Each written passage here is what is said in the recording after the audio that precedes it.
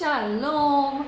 Greetings from Jerusalem. Jane coming to you here from my kitchen on a beautiful sunny afternoon. Today in the Israeli parliament, the Speaker of Knesset is going to announce that a new government has been formed. It is now his job to decide what day they are going to come together and they are going to vote for this new government, and then they're going to swear in this new government, and then it's official. Israel will have a new government and a new prime minister. The people behind this new government is pushing for this to happen already the day after tomorrow. The Speaker of the Knesset has an option to push this for 1 week, so there is a chance he's not going to allow this until next Monday. It's a very fragile coalition. They only have 61 mandates, which is exactly what you need. If only one person is jumping ship, this new government is going to fall. So we will see what happens. If this happens, it means the end for Benjamin Netanyahu as the longest serving prime minister of Israel. It's going to be a brand new day here in Israel. People are out demonstrating in the streets. There are people who is absolutely supporting this new government, who have been longing for change for a long time. And then there's a lot of people who is against this, who feel like they were betrayed because they were voting for right-wing governments or right-wing parties who have said, we are not going to sit with the left. But that's exactly what they are doing now.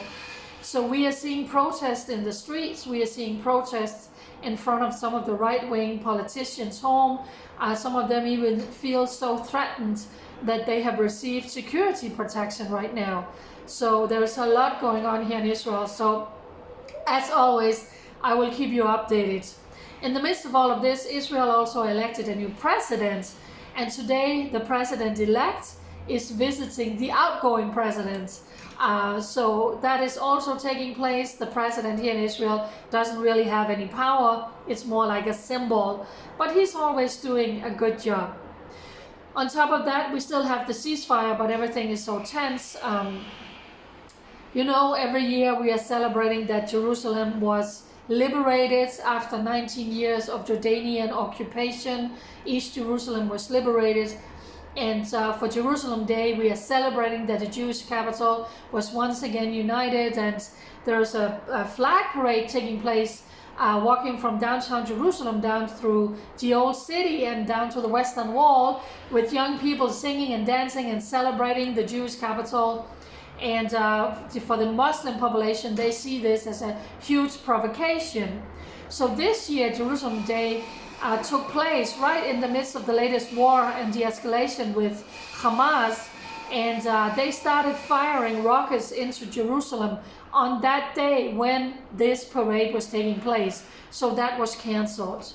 So the organizers were saying, okay, we're going to try again. We're going to do it this Thursday, exactly 1 month after it was cancelled. But the security establishment, the police and the people in charge of all of this just came out now saying, we will not allow this. We are canceling this. It is too tense. It's too high risk. There's going to be riots. We don't want to risk rockets to start flying in from Gaza again. So people are saying, are you serious? A terrorist organization in Gaza is going to dictate what's going to happen in Jerusalem? But there's a lot going on behind this. So that was actually just cancelled.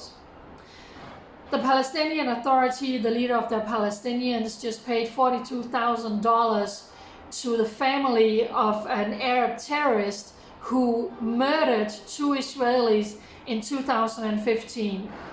A young family, a mother and a father and a toddler, a 2-year-old toddler, was walking in the old city of Jerusalem when this Arab terrorist ran up and stabbed the father and killed the father and wounding the wife and the 2-year-old baby. Another Jewish man is hearing this attack taking place, so he's running up because he wants to help. He ends up being stabbed to death. Also, he had 7 children.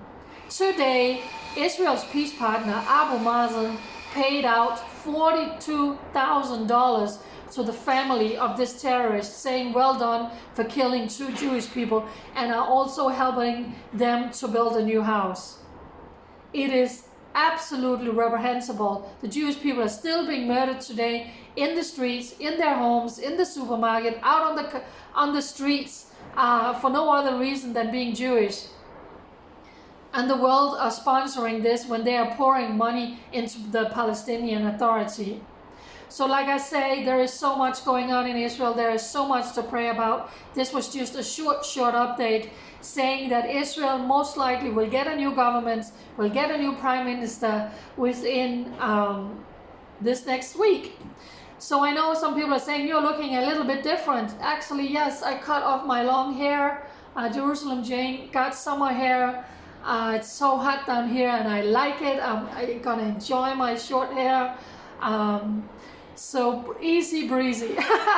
Thank you all for standing with Israel for such a time as this. For those of you who want to get behind me and lift my hands, I am sharing some links for a new GoFundMe page where you can read so much more about me. You can read about my story, coming to Israel, stepping out in faith.